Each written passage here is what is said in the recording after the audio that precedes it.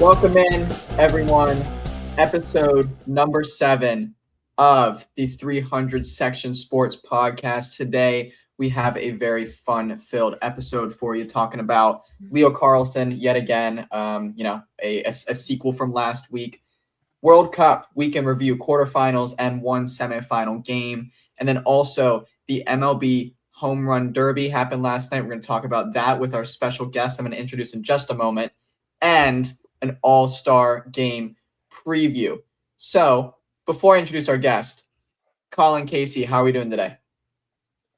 I'm doing great today, as great as one can be doing when things went as poorly as they could have gone. But I'm persevering. I'm overcoming. Yeah, Casey? I am swell. I am doing great today. Yeah, good. Yeah. All right, well, I want to introduce a very special guest to the podcast who's already sitting right here. Brendan, you're welcome to unmute yourself. Hello.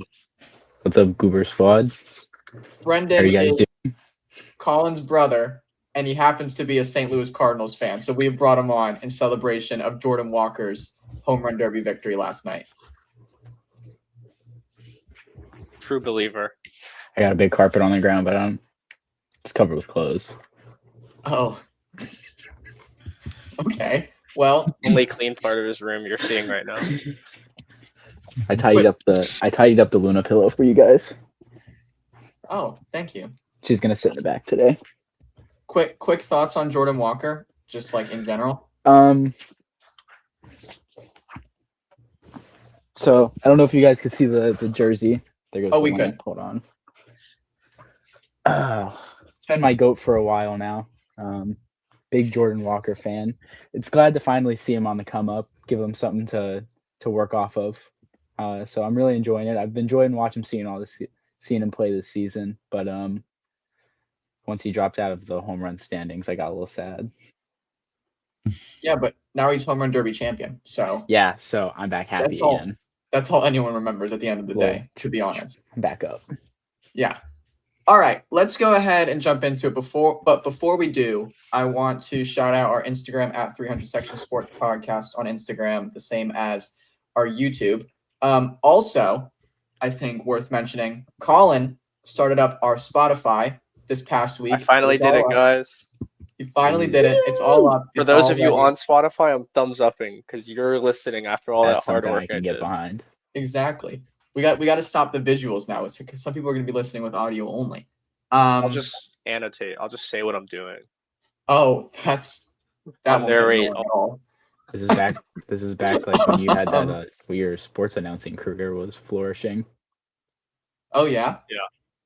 Well, yeah, all 6 episodes that we've already had are up on Spotify. I'm sure this one will be up on Spotify probably the day after this is uploaded on YouTube. So yeah, you can check us out. There is also 300 Section Sports Podcast on Spotify. Casey, are you excited we're on Spotify? I'm so excited. Now people can hear our voices. Yay. They're already good. Without having to see our On faces. YouTube. Was it a sign language podcast before? You know what? I'm you guys just stray glad we from have the another ASL for form me? of way to show our podcast to the world. So Yeah, you're right. Now people can listen in the car and stuff.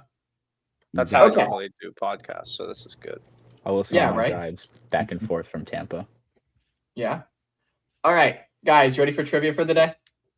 I was Yes. born ready for trivia. I'm getting on the board this week. Oh yeah. All This right. is my week. It is my week to give a trivia question, and I'm going to try to do better than my NBA draft question. And I think it is an easier question. And I tried to make it I'm ready. topical to the MLB All-Star game this week. And goodness. we'll see how good y'all's short-term memory is. 2025 All-Star game. Who was the MVP of the 2025 All-Star game? That is my trivia question. With all Last due year's. respect. And this is on me completely because I don't even know who won. Do you want a hint? I would love a no hint. hint. No hints. No I hint? don't know it. I don't know it. I can only tell you. Figure it out. That Figure Junior it Caminero was the runner-up to the Home Run Derby one year. I can tell you who won it, the Home Run Derby, but I can't tell you who won the MVP. Casey, you know it for a fact. You saw I how have a quick he was guess. with that. I'm pretty confident he knows it. I don't I don't know. know for sure. I'm gonna but- guess. If Casey is confident, then I'm I gonna don't take a stab at it. Okay, Do you I already would have have yours, preferred a Brendan? hint. Oh, I no, can't I'm even just get, happy like, to be what here. team won. Are you not answering? I don't even know what it where it was. It was It in was in Atlanta. Atlanta. But who Oh, that won? was last year? Yes, that was Yeah. last year. I don't even know who won either. Can I get like who won even? Like that's not on the table. Do you want me to tell you who won? If Casey's confident and he doesn't want it, I will accept that I don't know it and take the L. Okay, I never have mind. guessed. I'm not confident. You can give it to him. I don't care. Okay, I will give you the one hint then. The National League won last year, and so Oh, therefore okay. it was a Okay. National League player. I guessed a National League player. I don't know if it's Nice. right, but I did guess a National League player. All right. Brendan, are you submitting an answer? Or are you just happy to be here? I'm just happy to be here. All right. Then Casey, I'll let you submit your answer first. Okay. I'm this is gonna be You so don't bad know if it, I'm do like you? wrong. But I went with Kyle Schwarber. Kyle Mm. Schwarber. Colin, do you have Oh, same or different answer? I think he's right. I put Will Smith. It's not Will showing. Smith. Mm. So you think Casey's right? I have a sneaking feeling he might be right because he had the home run and the swing off. There's that stupid swing off thing they added. I have good news for Casey because he is absolutely correct. It was Kyle Schwarber. Casey dances. For our listeners on Spotify, Casey dances. Guys, Casey low-key kills this trivia. I can't lie. Every week. He does, dude. He does. It's so I need- disappointing because the trivia that we do off camera, I'm fantastic at, but this I Sure, don't sure have. he is. Grady can Yeah. vouch. Dude, yeah, you usually get the highest score of the three of us for but most sports. This one kills me. You guys always get me, man. Well, I need this because real world sports talk, I'm doing bad. No, you're doing great. Really bad. Yeah, you're killing our trivia every week. Yeah. No. You That's all almost that got my matters. trivia question last week. People only watch the introduction anyways. So Oh, true. All right. they think you're the make sure number one make ball sure knower. to like and subscribe, and we'll see you next. He's done. He doesn't want to talk about anything else. All right, let's move on from our trivia, guys. We're gonna go on to pick of the week. So pick of the week, we're staying on theme here because it is that point of the year where there is absolutely nothing going on except for the MLB. And it does so happen the World Cup's going on this year, but that's not our pick of the week for today. MLB All-Star Game again. American League versus National League. Guys, right now the game is going on. I've intentionally not been looking at the score. I don't want to know who's winning right now. You guys may be updated, but we are going to be. I made my pick before the game. Damn. I didn't know that was tonight. So Brendan doesn't even know the score, so he's perfect. He's good to go. Yeah, he doesn't even know the score. All right, so Brendan, do you want to start? Who do you think will win, the American League or the National League? Just who will win or how they're gonna win? Who? Just who? Oh, National League. Got to go with the National National League. Casey? I went with the National League also. Goat. Colin? I picked the American League because the American League runs the All-Star game. Ooh. By like And 3 I- games. And I also picked the American League, which is really funny because we all picked the league that our favorite team is from. So That's the whole point of the All-Star game, in my opinion. that's true. Yeah. I didn't think I was supposed to pick like the better team.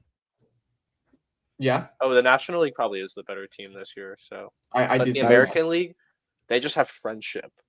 the American League as a whole just The sucks. National League has Jordan Walker.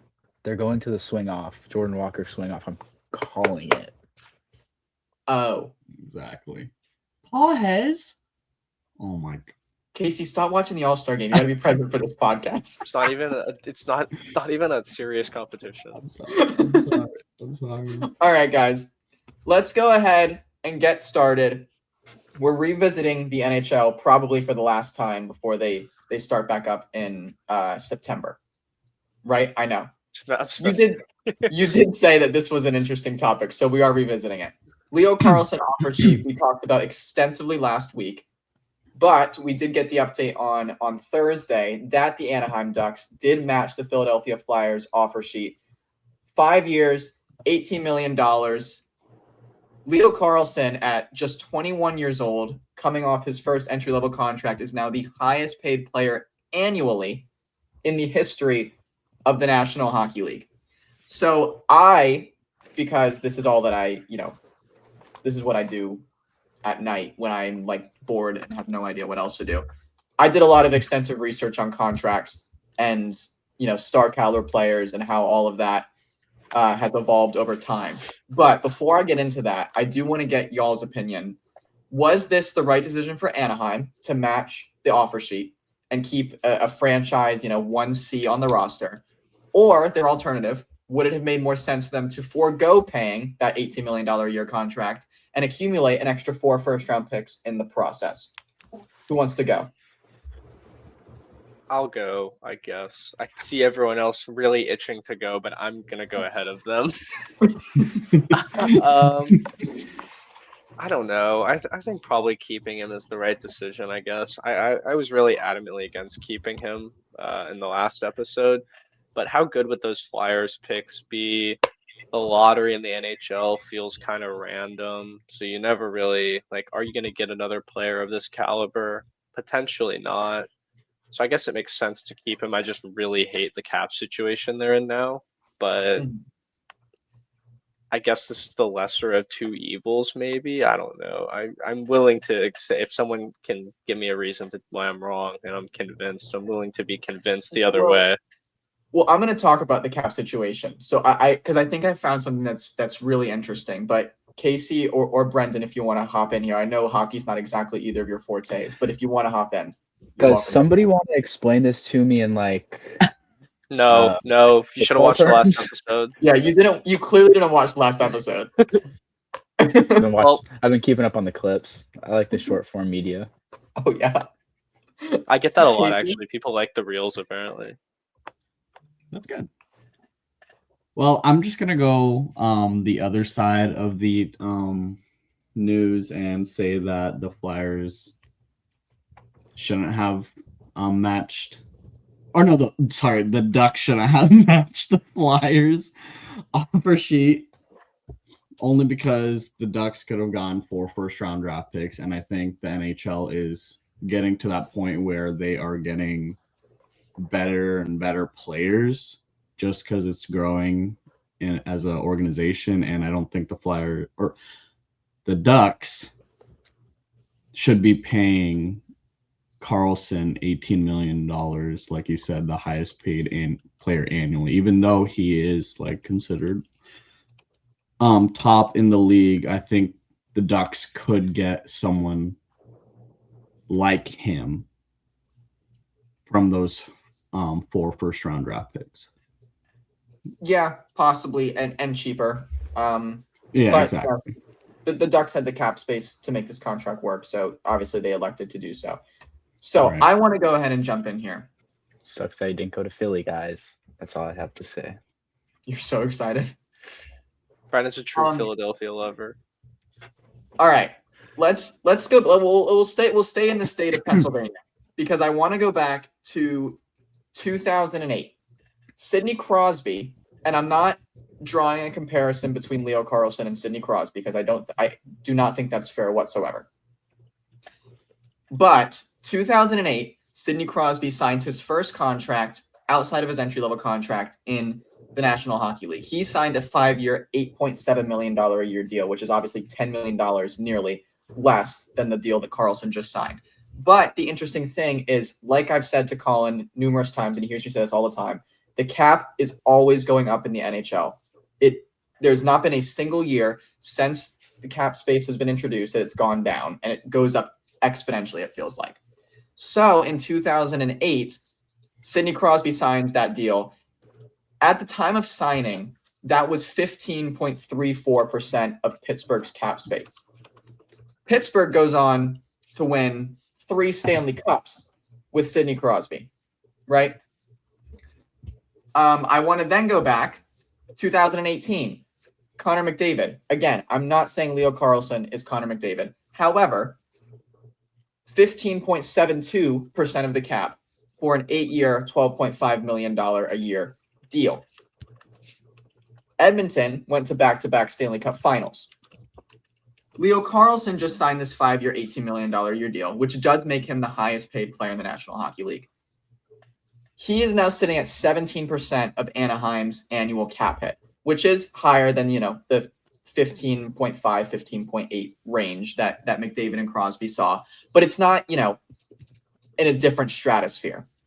I think the difference is obviously Leo Carlsson is not the same caliber player that Crosby and McDavid are. However, I do think at just 21 years old, he has the potential to fit into that mold. We like to talk about the Celebrinis and the Bedards of the league right now, who are these young superstars or emerging superstars. And I think Carlsson goes under the radar all the time. I mean, he was over a point per game in his 21-year-old season. That's nothing to scoff at. You can only assume by the time he hits his prime in his mid-20s, he's going to be a 100-point player, a 100-point top-line center in the National Hockey League. That is probably the most valuable thing that you can have.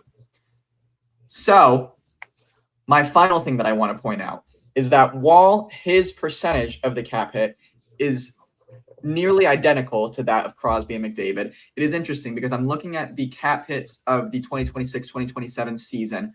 Obviously, Kirill Kaprizov last season, $17 million, he signed that extension. So he was set to be the highest paid player in the NHL. Leo Carlsson is now at 18. But interestingly enough, the drop-off happens after that, where then you see Leon Draisaitl at 14, Jack Eichel at 13.5, Austin Matthews at 13.25.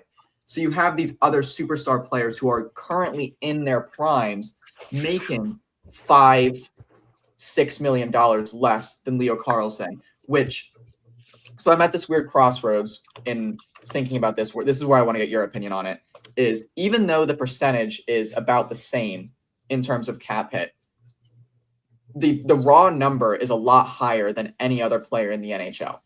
Like, I just want to know what y'all's thoughts are about that in general. I know that was a lot. I just question, it could work out, and if it does, we're going to think they're geniuses, and it could not work out, and we're going to think they're idiots. And I guess that's part of being a GM, is putting yourself in that position, right? But they're there now, so they signed him. They better put a roster around him. I do think there does come a question with the NHL, with the cap always growing, is just because the cap grows every year doesn't mean revenue grows every year. So at a certain point, the NHL is going to hit a ceiling in revenue. It's just the reality. The sport's gotten wildly more and more popular, but that popularity does have a cap. So at a certain point, the cap is going to flatten in growth, and I think a lot of teams that are making moves like this with the expectation that the cap is always growing are going to be really upset. It's Great Depression economics is what we're seeing here. Is there will always be more money, and then one day there wasn't. And I just, I would hate for the Ducks to be the team to find out the hard way that, there actually wasn't that much more money coming. Yeah. But it could happen. I mean, you got to take the risk. It's the only way you can win is taking the risk. No, and I think you're right in that they have to build a team around him. Anaheim, I think they've not improved this offseason. They really have only gotten worse.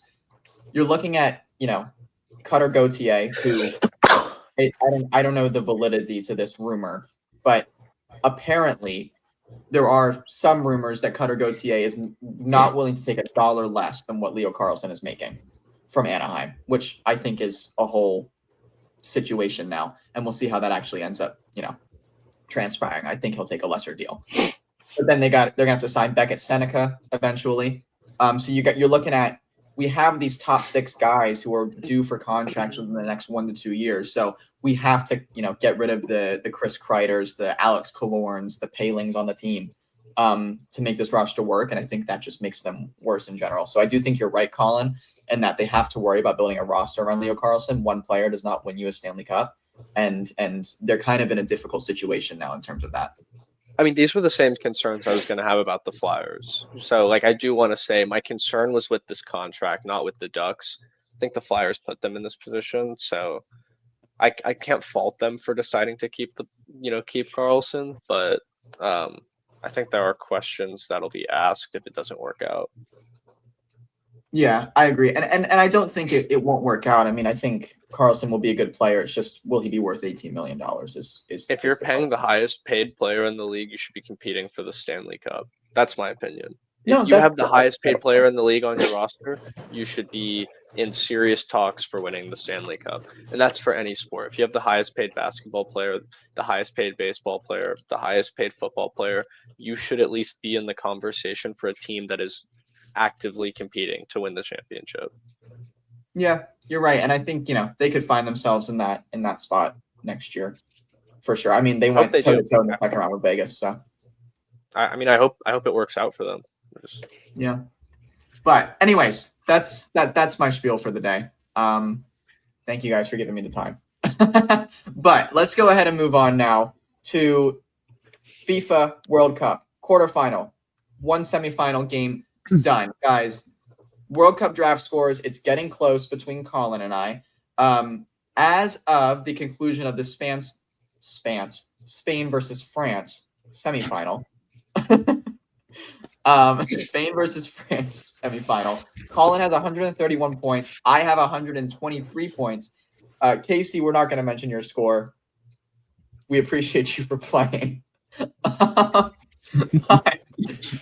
it's interesting because now we have one semifinal left. That's going to decide who wins our World Cup game. The final will not have any sort of impact on it because there's not enough points up for grabs there. But if England wins tomorrow, I will win the World Cup Draft Challenge. If Argentina wins tomorrow, Colin, you will win the World Cup Draft Challenge. Colin, how do you feel about your odds there? You pretty good? Everyone's been saying the tournament's rigged for Argentina, so surely FIFA has one more rigging in it for me. Oh, yeah. That's what you need? I mean, that is literally what I need. Well, I mean, they can win it fair and square now.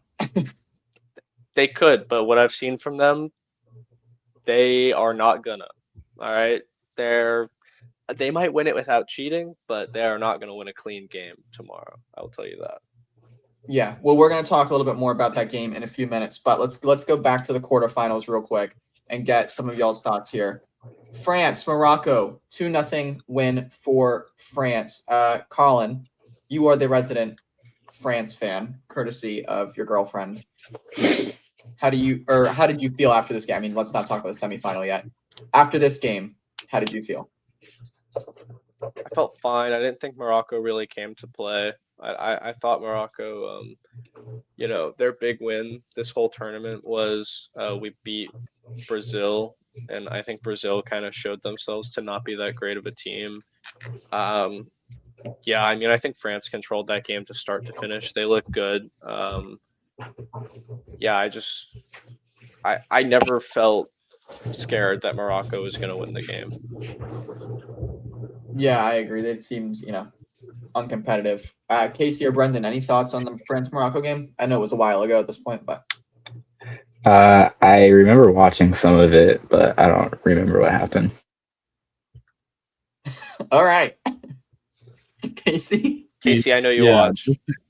Yeah, just to agree with Colin on this, like I think France was the better team here, but I don't think Morocco was there to play at their best. Like the only one that was playing at their best was my fellow goalie, Bono. Like I keep repping these goalies, but they're no one loves goalies more than you, bro.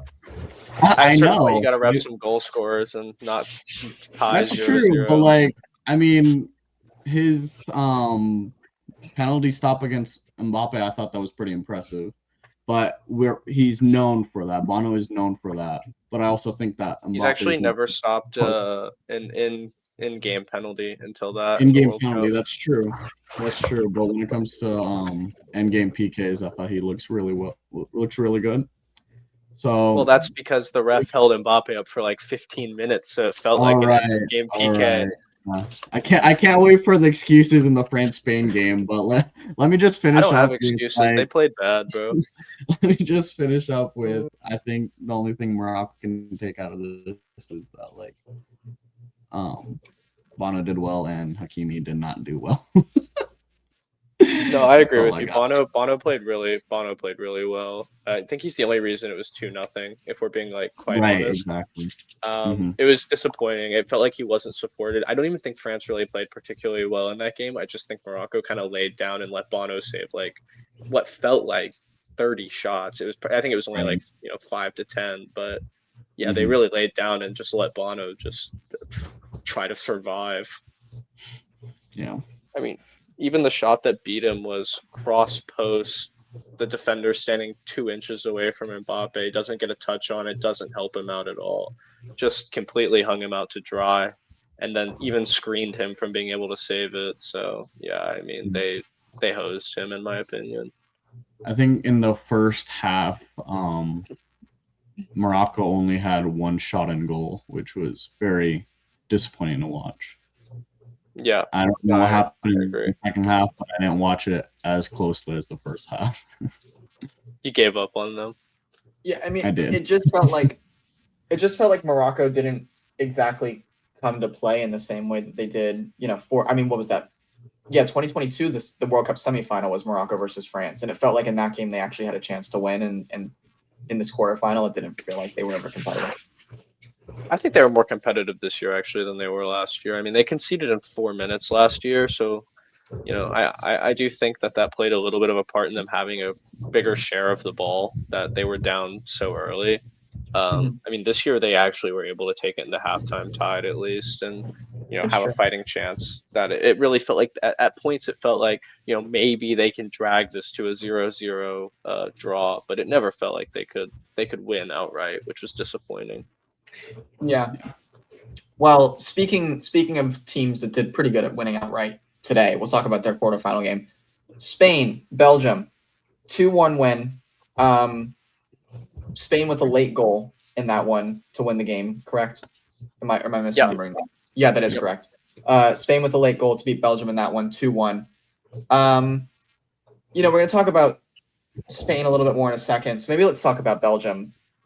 Guys, I felt like Belgium had a very up and down tournament in terms of disappointing in group stage play, but then all of a sudden came to compete and seemed like they were actual real maybe threats in the knockout rounds. So, I don't know if you guys felt the same about that, but that's kind of the way I perceived Belgium a little bit.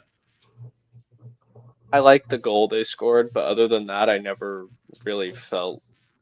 It was only the fact that it was a 1-goal game that I felt the threat that they could just tap, something could fall their way and could go in, and they could maybe get it to extra time and penalties. But I do think Spain, pretty much handled that game. It was really a matter of, is Spain going to score the winner, or is this going to go to extra time, in my opinion.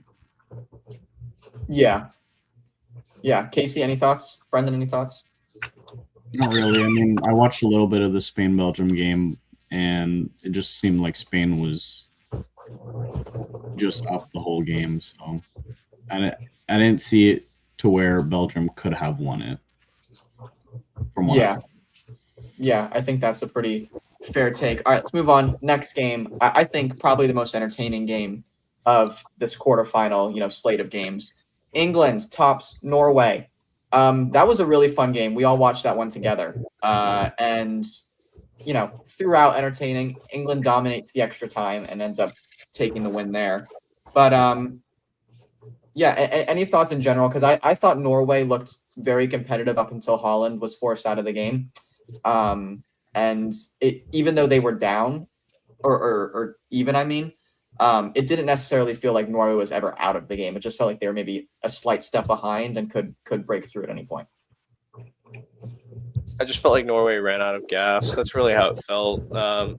After, they felt like they just got ground down, and England had more left in the tank. Whether, they have a deeper squad, they rotated. And at the end of the day, Holland wasn't on the field. Jude Bellingham was, and he does what he does, and he puts a second goal in, and they win the game. Yeah, great performance from Jude Bellingham in that game. He is the the star of the England national team right now. Casey, Yeah, I mean, thoughts? just going back from what I said last podcast, like Norway needed to go up on England the first half, or like you said, they lost gas, and England had that extra oomph in them to finish it off in extras. So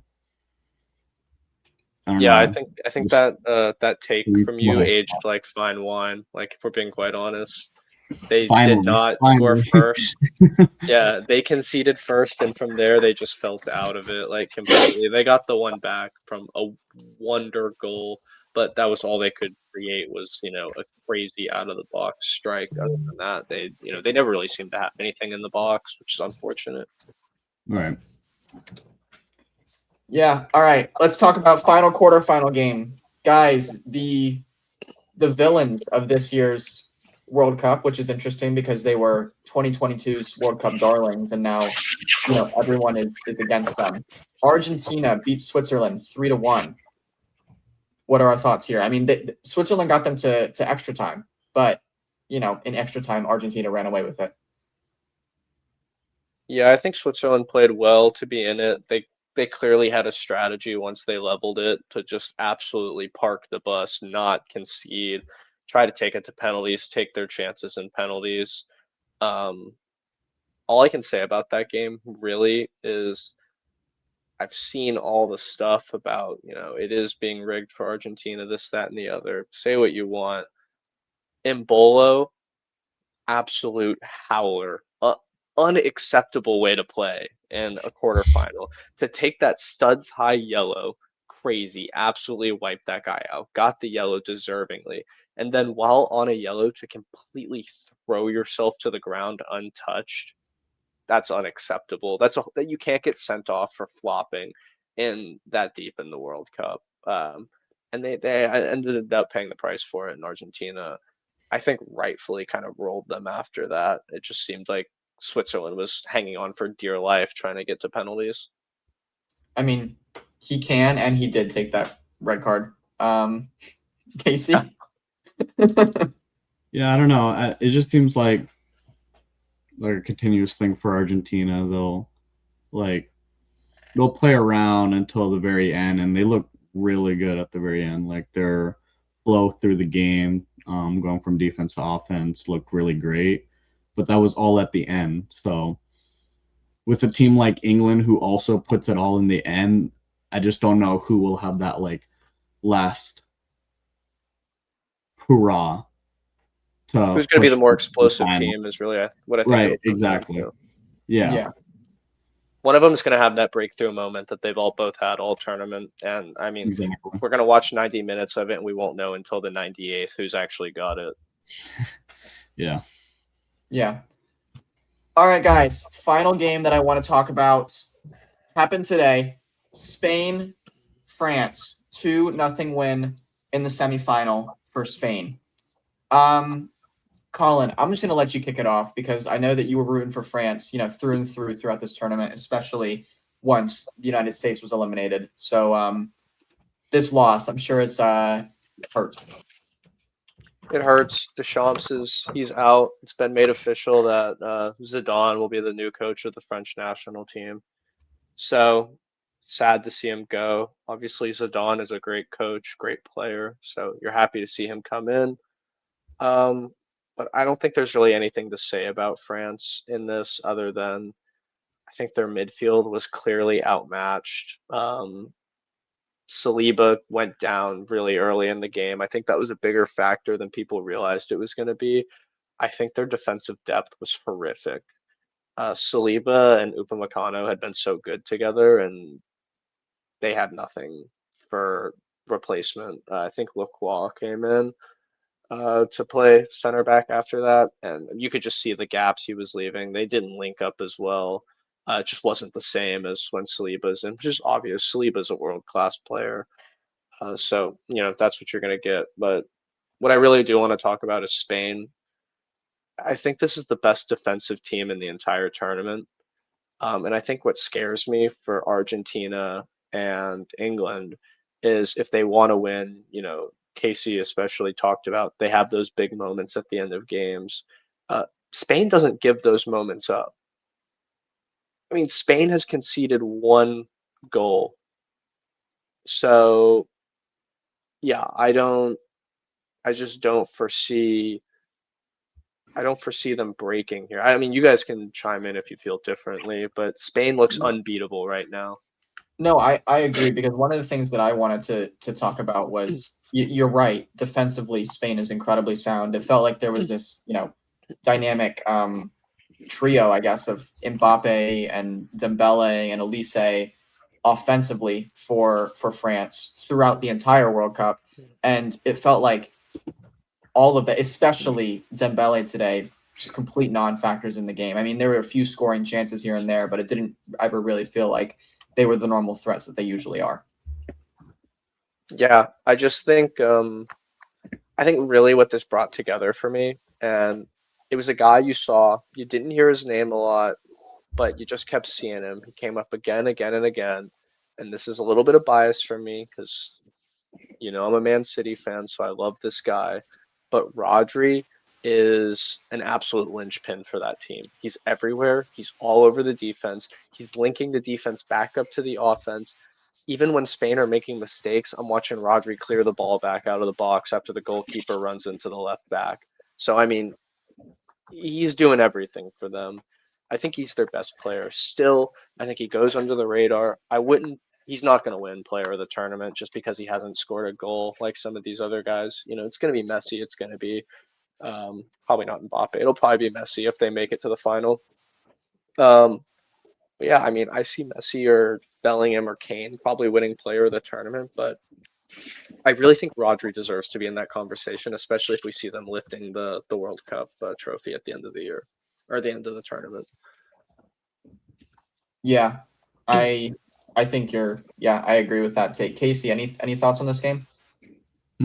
Maybe just like initial thought while I was watching the game. I think it was just like this is like France mindset. Maybe, all right, we beat Morocco. Maybe we should play like Morocco the next game and try it out because they look just as bad as Morocco. No, what I will say to that, and I don't think you're wrong. I actually don't think you're wrong. But I kind of think it for a different reason. I think Morocco, looking back at last year, they were scared of France, right? And I think Morocco was very clearly playing scared. They played defensive. They played within themselves. Yeah. They just tried not to lose. And Spain has had France's number. I think France played scared today. I think you're right. I think they played just like Morocco, just like we saw Brazil play, earlier in the tournament against Norway, where they played scared of Holland. So yeah, I mean, I think you're right. I think you're absolutely right that they played like SHIT today. I just laughed because I thought that was an interesting way of putting it. I've never heard of a team say, "Oh, we just beat this team. Let's play like them." But when you put it like that, yeah, they did play very cautious in the same way that Morocco did. Is that what they thought? Maybe not, but I think Casey is spot on that if you look at the game and you literally if you grade out all the players and you watch the game, you would not be able to tell France and Morocco apart for probably 85 minutes of that game. Yeah, that's true. Brendan, before we wrap up our World Cup talk, I was wondering, you have any thoughts on these games or? Man, Spain. Wouldn't hate to see Spain win. England, Argentina. I was talking to Colin about this earlier today. He said he was pulling for Argentina. That really surprised me. All I hear every time I'm near that household is a lot of hate for Argentina. A lot of animosity towards Argentina comes out of that household. That's from Rio. Whole household, man. You guys kind of. Coming from the Argentina-England game, the only thing I've really been saying about that is stuff about like the Falklands War. They seem to be really getting behind that in preparation for this game. The fan what about base. The Hand of God? What's a bigger deal to England, do you think? The Hand of God or the Falklands War? I haven't seen anything about the Hand of God. I've only seen the Falklands War, and they've taken the song from the Battle of New Orleans and they've shaped it into one about the Falklands War, which the original is better anyway because it's about the U.S. and Andrew Jackson beating the British out of New Orleans. So Thanks, Brendan. that's all I really have there. That was a good history lesson. Thanks. I was trying to give you a history lesson too, Brendan, because the Hand of God is when Argentina handballed the ball into the net to beat England in the World Cup final. So I figured they'd be a little bit more mad about that. What was that, like 1980 something? Yeah, but I mean, so was the Falklands Well, Colin War. was in his prime back then. Oh, wow. Yeah, why do you think I like Messi so Colin much? saw that one live. He reminds me of watching Maradona as a young lad. Is So that right? that's why I just love watching Messi so much. I'm like, oh, dude, he's like a Maradona, Pele for you younger generation. I really wish Norway would have beaten England. I like hearing Don't we Wonderwall. It's been stuck in my head recently, but I don't have to hear it that much. Like Holland. Colin's soccer team has him, so I love watching that guy. Norway's national anthem in the first couple of verses talks about pledging allegiance to the King of Spain. You can check out That a that sign they're gonna translation win in it all? English in the Netherlands website or Norway's website. This is why I love talking to you, Brendan, because I never know what like little tidbit of information is going to come out of your mouth. Norway's royal family. I don't think has, Brendan knows what this podcast is about. I don't think he does either. I'm just talking about what I know that relates to you guys, which is these countries, which Can Casey really hooked me. please do this on the podcast for more often? I want these kind of rants from you, Casey. That's okay. That's okay. Their whole national anthem sings about William of Nassau. Oh, that's okay, Brendan. I'm okay. I'm not hungry. Cool. Okay, because he was King Philip II was the king of Spain at the time. Brendan, if you ever start a history podcast, I will gladly be your guest. King Philip II was really introverted. You can cut all of this out. Brendan, I'm not gonna do that. No, it's so much work. Actually, Brendan, one interesting. If you come, no. No. One interesting thing about King Philip II is that's how the Philippines got their name. Actually? Yeah. That's actually, you know what? Thank you for that. He was the king. He was the king of the Spanish Empire at its height. Mm-hmm. So makes sense. That's really interesting. Thanks, guys. All right. Well, I hate to be this guy podcast. because I hate to be this guy because this is a riveting conversation, but we're gonna postpone the rest of this conversation till when we hit end record. Before we stop talking about the World Cup. Comment hashtag King Philip if Grady left this in the episode and you made it this far. Oh, I'm leaving this in the episode. It is too much work for me not to. Oh, my bad. Leave hashtag King Philip II. But before we wrap up the World Cup conversation, I just want to get a quick prediction from everyone. England versus Argentina tomorrow. Who's going to win? Brendan, do you want to kick it off? And don't mention King Philip. So England and Argentina, honestly, give me England, and solely because of Wonderwall. I watched Paddy Pimblett fight the other day, so I saw it. It's been on my mind a lot. The song's really getting to me. So yeah, give me England. Paddy Pimblett. Thanks. Brendan says England. Casey, who do you got? Casey, who do you have? I'll go Argentina in the 92nd minute by Messi. Wow, that's quite the prediction. I like that. Colin? I'm gonna go Argentina. Messi gets on the board. Bellingham gets on the board. I think Kane is shut down and he doesn't make it the full 90.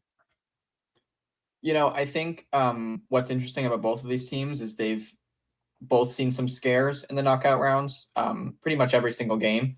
So I think this game is going to be very close and contentious. But I really like the way that Jude Bellingham's played the past few games, and I think that he's going to come out on top of this one. So I'm going to take England to win tomorrow. Dang. All right, nice. I got to stop letting myself go last there. I got to go before the rest of y'all so that it's not like awkward when I close it off. It has a lot of context at the end. Yeah. All right, let's talk about what Brendan is here for. The MLB Home Run Derby last night in Philadelphia.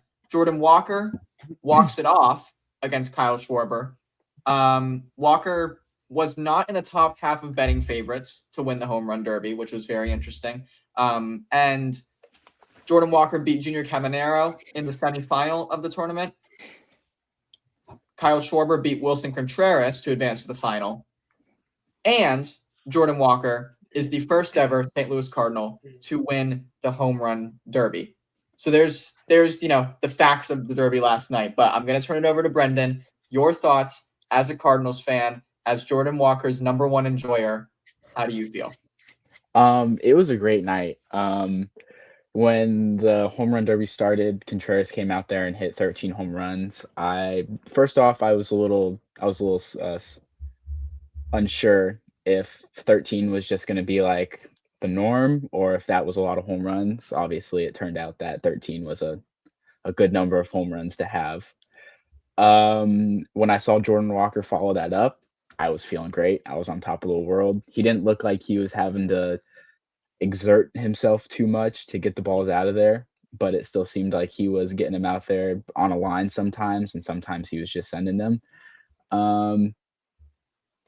Yeah, dude, repping it right now. I got the pajama pants over here somewhere, gonna be thrown on here after this podcast. Dude, it was great though. Same swing that for the most part that I've been seeing all season. I know we started the year off with a lot of home runs. That was super exciting to watch. Every time one is hit, I'm ecstatic. Towards the end of those, 6 home runs, or at the end, 6 home runs in a row, and off the T-Mobile ball, which I'm convinced is like one of those ones you get from like a claw machine at Fun Spot, and they just have like a bucket of those. Have you any of you guys seen the controversy with Jordan Walker and the T-Mobile ball? No. 2 of his last 4 T-Mobile ball home runs were hit with the regular white ball. But that wasn't the only time in the competition that a white ball was thrown. During the last few throws, and the other person that it happened to was complaining that it hurt them more than it helped them anyway. So I'll refute that. I'm not saying anything about that. I'm not saying. I'm saying it's interesting. Like, how did they let that happen? It feels like, if they're gonna have a sponsorship for the last ball, why are they switching it? I think it was just 2 buckets out there, and the guy was just reaching in and grabbing whatever he grabbed. Yeah, it must have been. But yeah, he hit half T-Mobile and half not during his T-Mobile round. So maybe a little bit more impressive because the ball looked different. Yeah, I would say more impressive than it takes away from his win. Yeah, dude. Brendan's never gonna say it was less impressive. So cool. And you get to hear Philly go. It's actually the coolest thing you could do. You get to hear Philly go, boo. Were they silent or were they silenced? Ooh. And I thought that was just like an interesting added level to it. Beating Kyle Schwarber in Philadelphia. Just felt like good. The whole ambiance of it was incredible. I hated the Philly fans yesterday. I thought I didn't appreciate how they were moving yesterday. I can't lie. That's how they always move. That's Philadelphia. And it was nice to see them get shut up. And they think it's like, and the whole Philly mindset is confusing to me because they're just mean fans to everybody else. But then their reasoning is like, everybody's mean to us, so we need to go be mean to y'all. But you just turn out being like a bad team. Bad people. Philly just reminds me of bad people. Scum of the earth. So Brendan notoriously hates Philadelphia. Number 1 Eagles fan Brendan and number 1 Phillies fan Colin, right here. Brendan's dating someone from Philadelphia, so he's on enemy territory. Oh, we've been having these conversations all day. She won't let me. I'm actually going to Philly in 8 days. She won't let me wear my jersey to Citizens Bank Park. You should anyway. You actually, yeah, that might be like a safety threat. First and last time ever seeing Brendan on the podcast. Yeah. But I promise you, if Kyle Schwarber walked off the home run derby in St. Louis, nobody from Philly would have a problem wanting to wear their Shorebird jersey to the promised land of Busch Stadium. I made my All mecca right. there last summer. So That's because both jerseys are red and Cardinals fans can't read, so they'd think it was a Cardinals jersey. I'll let you know they can't read because I can read. he said, "Nuh-uh." I read those lyrics of the national. Yeah. anthem. Keep going, Grady. Keep going. Yeah, Don't let. let's move it on. Jordan Walker, incredible performance. However, Colin, you and I as Rays fans, we were pulling for Junior Caminero, last year's runner-up in the Home Run Derby. So my question for you is, Colin, and for myself, would you consider this performance to just be a disappointment? Was your expectation for him to go out there and win the whole thing? And was this, getting out in the semifinal, was that a disappointment for you? Getting out in the semifinals wasn't the disappointment, in my opinion. It was how he went down. Mm-hmm. I just don't think he hit particularly well, especially after the expectations given to us last year. I mean, I think if you looked at his last 20 swings before the All-Star game, he hit more homers than he hit in that 20 swing round or that 15 swing round, whatever. So yeah, for someone who came in as hot as he was, it's disappointing, but realistically, all I care about is that he comes out of the All-Star break, his swing isn't messed up, and he keeps hitting home runs, and the Rays keep winning, right? So I was disappointed, but I won't be if he keeps playing well. I have really bad news for you because I got notification 20 minutes ago that he took a 98-mile-an-hour fastball off the hand and was sent for X-rays. I watched it live. Yeah. Yeah. So that's There's your no Boston say. Yeah. There is no war in Boston. My answer to this was going to actually be the exact same as yours, but I'm changing my answer because more of a disappointment is just finding out that Junior Caminero is now injured. So, Well, I didn't have all the available information, so that tainted my answer. Yeah. I think, yeah. Oh, it's so lovely being a Rays fan. But He'll Casey, be fine. He'll be fine. It'll be fine. It'll be fine. Casey, moving on to you, because Yay. a Dodger didn't participate in the Home Run Derby last night, so I wanted to find something to talk about. It's okay. Do you like or there's a new swing rule in the Home Run Derby where you're tracked by the amount of swings that you take rather than a 3-4 minute timer or whatever it was the past few years. And you get 20 swings, and however many home runs you hit in those swings, that's your number. Do you like that rule change, or do you prefer it to be based on a timer? So I'm leaning towards the new swing rule, and I kind of made a pros and cons list on this one, so I'm just gonna go through that. Okay. Pros about the new swing rule. I kind of like the no timer. It creates less stress on the players. And then the unlimited swings at the last swing, I think, you don't get out unless you don't hit a home run. You just keep hitting home runs until you don't. I thought that's really nice. It doesn't limit a player to a 20 home run max if they, hit 20 straight home runs. And I think fans just love the high number of home runs a player could get with that rule. But going to the cons, I think the no timer or the no time rule is also a con because when I watched the Home Run Derby before with the time rule, it just gave me like a thrill of watching the time go down and watch stars hit home run after home run in desperation of trying to catch up with the leader. And I don't think you're going to get as much of a thrill with this new swing rule. But overall, I think you still have fun watching this new format of the Home Run Derby. So that's why I'm leaning towards the new swing rule. Yeah, that was an incredibly comprehensive answer. And I do agree with you.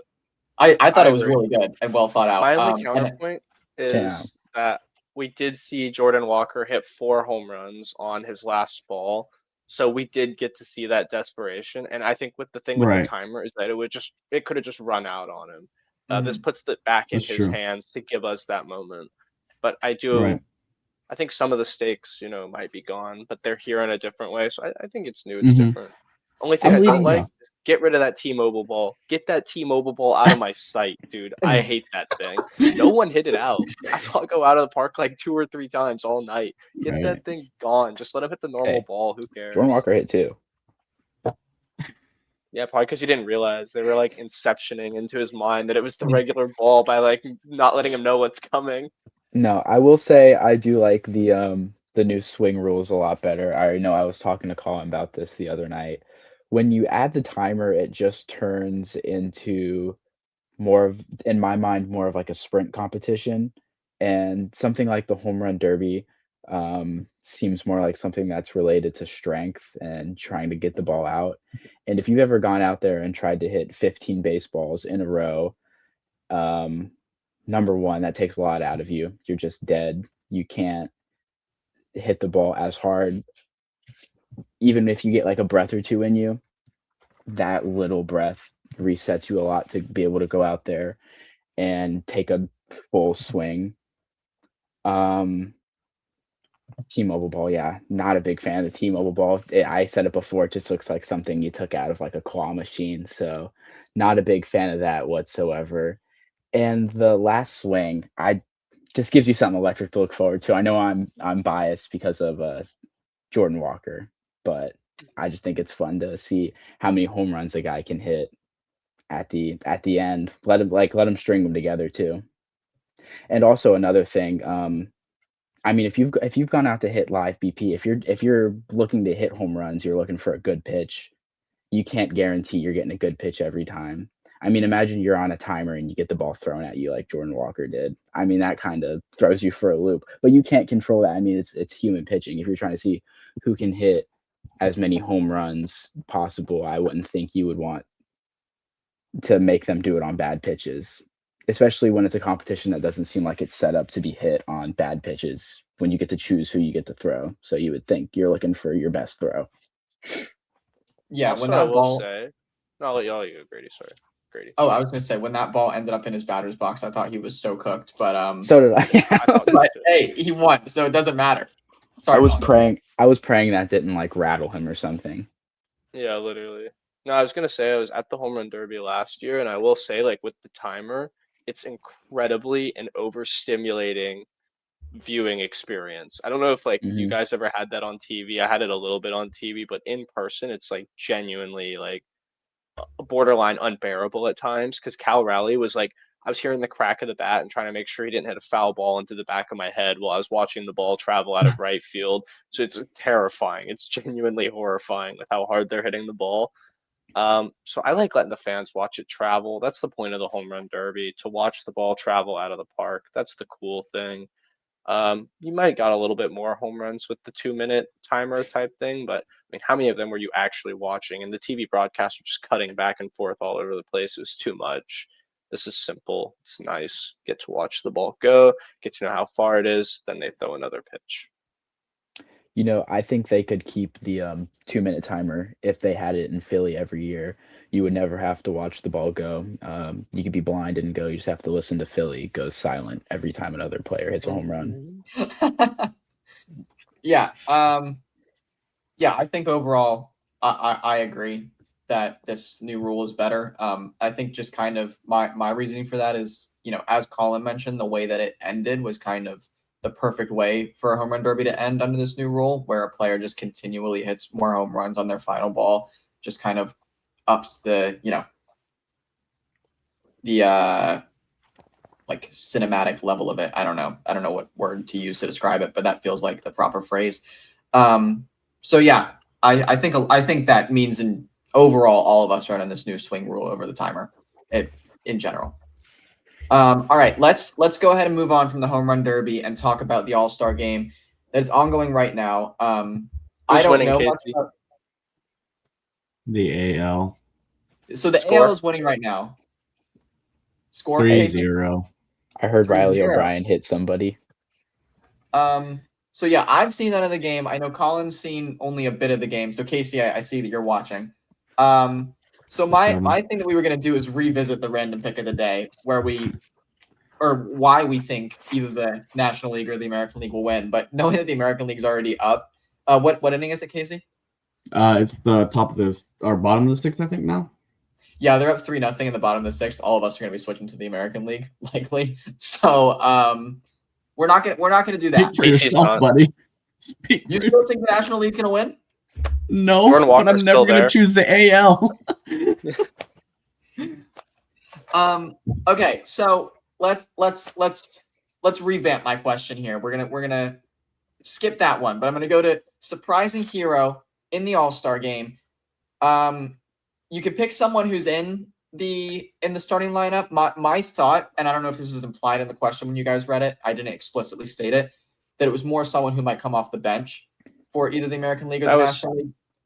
That was my thought. That's how I picked. Okay, cool. So I'm glad that we're on the same page there. Who wants to kick it off with who they think the surprising hero in the All-Star game will be? And it's, at this point, that person could still end up being the surprise. Yeah, I'll start it off. I'm gonna go with the home run champ, Jordan Walker. Like, if it's something that's gonna get the NL up in this game, it's gonna be a home run, and I have full confidence in Jordan Walker to get that. But other than that, I don't think the NL is gonna win this one, guys. But I'm gonna still keep my hopes high because I'm never gonna choose the AL over the NL. Brendan, are you in agreement? I'm gonna have to go with Casey here. Oh my gosh, what a great take.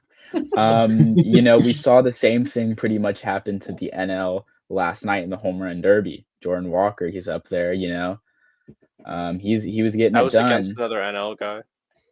Yeah, but did you see Bryce Harper counting him out? Jordan Walker, he's used to being count out now. He knows what it's like to go up against those odds. And right now, you just heard Grady. I think Grady's counting the NL out. And I think Jordan Walker can really rally those guys, take some of that comeback that he's got from last night. Okay. Really rally these guys and take them to a win. That was a wonderful analysis. Guys, y'all are completely in the gutter. Colin, who do you think will be the surprising hero in the All-Star game? So I'm hoping this guy hasn't played already because I haven't really been watching, but my initial pick was an American League guy. So I'll stick with the American League guy because I don't want to put out in the air that some National League guy is going to claw them back in the game. But I picked Randy Arozarena to come off the bench late. Big hit. He's been killing it for the Mariners this year. He's all they got going for them. Former Ray, guy mashes. All this guy does is hit home runs. So I see Casey shaking his head, but I mean the Dodgers can't even get a guy to scrape across a run. So why can't the Mariners hit a home run? Because I don't like Randy Arozarena, and the Dodgers are looking to win. You guys literally won that World Series. You don't like Randy Arozarena? That's like one of my favorite players of all time. Well, then why did he leave the Rays? He shouldn't have left the Rays. They traded him. He used to leave? That's because he was stuck in the franchise. Why are you hating on Randy Arozarena? That guy's a Tampa Bay legend. Why did Corey Seager leave the Dodgers? That's a great point. Hold on. Where's Corey Seager? Yeah, why is he playing in Texas now? Well, he's not going to be winning his third straight World Series with the Dodgers. That's what I can tell you. Is that right? Yep. He has as many World Series as the Dodgers. Oh, and I love Corey Seager, but who's playing short for the Dodgers right now? Is it Mookie still? Yeah. Oh. All right, my surprise hero. I was gonna go with Randy just because Randy is no stranger to the big moments, but I'm gonna switch. I'm gonna go with a current Tampa Bay Ray, Yandy Diaz, because why not? I know that's Colin's favorite player of all time. I would love that, but it felt it didn't feel right for me. I don't know why. I was operating under the assumption that was going to be your answer, so I'm going to steal it from you now. I think that Randy Arozarena, if the National League comes back, oh no, the National League's the home team. He can't walk up hit. a walk-off home Swing run. off. But Swing off. swing off, that's true. Yandy Diaz, grand slam incoming. Watch out for it in the next few innings. All right. I would slam the door shut. And then we're gonna bypass my final question, because my final question was, which starter will have the better performance, Christopher Sanchez or Dylan Cease? And clearly I both would of have those picked guys Sanchez, huh? but I would have picked Sanchez, but it was actually Would have picked Cease. Sanchez. Yeah, it did end up being Cease. And yeah. So the answer to that question is Dylan Cease, because I'm assuming they're both out of the game, out of the game at this Yeah. point, right? And those 3 runs were on the top of the first off Sanchez. So. Oh, so yeah, he's definitely well out of the game.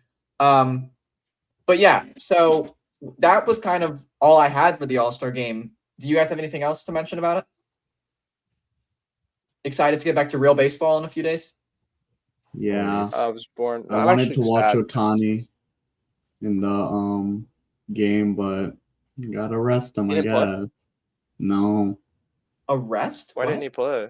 No rest. Right? Rest. Oh, rest. Oh, I thought the gambling caught up. Why are they resting him? Because I think he's like sore or injured a little bit. Is he even there? He just wants to hang out with his family. Yeah, I think he's just hanging out with all the other Dodgers. But he went to the game, like he's in Philadelphia. Yeah, he went to the game. He's got to be in New York in like 2 days, so I guess that makes sense. Right. What are your thoughts on that series coming right out of the break? Yankees, Dodgers. I don't want to make the same mistake Grady did, but I think the Dodgers will do good against the Yankees. Hope they sweep them. I hope so too, but I think it'll be closer than a full-on sweep. I think it'll be I hope you guys sweep them. I need the gap in the in the standings. For you, Colin Grady, I'll personally call Dave Roberts to put his best. Thank you, because Dave Roberts is going to get out there and swing the bat for sure. Dave Roberts was not going to put his best lineup out there until you called him and made sure. Dave Roberts moves different when Casey hits his line. Literally, bro. Casey hits his line before every World Series, and that's working out for them. So. Yeah. Who do we get out of the All-Star break, Colin? Do you know the race? No, that series has been like everywhere. So I was like, that's kind of an interesting one to have. Is it the Red Sox? Break. I think we play the Red Sox coming out of the break. I could be completely wrong. I kind of hope not. They're really hot, but I hope maybe they got messed up by maybe the break cooled them down and we're good. I'm just hoping Junior has a stinger and it's not a long-term injury. Brendan, who are the Cardinals coming out of the break? Do you know? I'm checking right now. I have no idea. No idea. But whoever it is, they're going to sweep them, right? Always Diamondbacks, who actually. Here's my question for you, buddy. Dodgers. Can the Cardinals make the playoffs this year or what? That's a good question. I still have not really because they just dropped 4 out of 5 to the Brewers to go into the break, so I didn't love that. It is the Brewers, though. It's not looking great. Correct, but they dropped 4 out of 5 to them. And their really only hope is to win the division, it seems like. Or to catch up to Chicago. How does the Brewers make it any worse? I feel like that's worst. I think Casey wants to say something, because I don't know what that was. No, I'm just saying, if the Cardinals make the playoffs, the Dodgers are not making 3 straight, because we suck against the Cardinals. So, St. Louis, if you're hearing me right now, I'm sorry about the Rams relocating, but just don't make the playoffs. Yeah, dude, I don't think that's good. I don't think the 2026 Cardinals are like the biggest of your problems. I love the team, man. Great team. I don't think they're your biggest threat. Well, one more thing before we wrap it up, since you're on, Brendan. You, Colin, and I talked about before the season started, because the opening series for our teams was Rays versus Cardinals, which was interesting because we were both like, man, both of these teams are going to be utter complete garbage. And right now, the Rays stand atop of the American League, and the Cardinals are very much in playoff contention. So, yeah, man, they're still playing. Did you at all think that would be where both these teams would be? No, I knew that we had some good young guys coming up. I knew we still had some talent we could develop within the organization. But after a lot of those trades, man, I wasn't feeling great about it.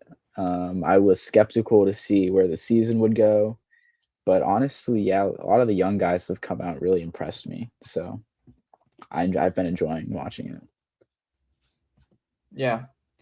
All right. Well, guys, if we have nothing else, that is going to wrap us up for today. Thank you all so much for watching. We appreciate you if you stuck around this long. Colin, what's the hashtag? Hashtag King Philip II in the comment section. Hashtag King Philip II if you made it In the as far comment as you- section, if you've made it all the way into the end, what is William of Nassau's nickname? It has to do with Dude, King no, Philip they're II. supposed to comment King Philip II, Brendan. Yeah, you're making it too If complicated. you know why No, he's called Brendan, you're done. the Silent. You got King Philip II, and that's what you get. He got more than King Philip II in. But Brendan, thank you for joining us today. I think we all appreciated the history lesson, even if it was kind of unsolicited. But thank Go you. Dodgers. Go Dodgers. Go Dodgers. If you guys enjoyed this podcast episode today, please consider liking this video and subscribing to our channel. We would greatly appreciate that. Also, Right make over sure to Brendan. stay tuned this week for our Instagram account. Yep, covering Brendan, the like and subscribe button. Make sure to stay tuned for our Instagram at 300 Section Sports Podcast, where we're going to keep posting content throughout the week. Also, I can shout out now the Spotify 300 Section Sports Podcast on Spotify as well. All episodes uploaded there, and we'll be back next week on Monday. I think, right, guys? Should be. I should be good. Cool. I should Then be Monday good. next week it is. Yeah, it should be good. And we will see you then. Goodbye, everybody.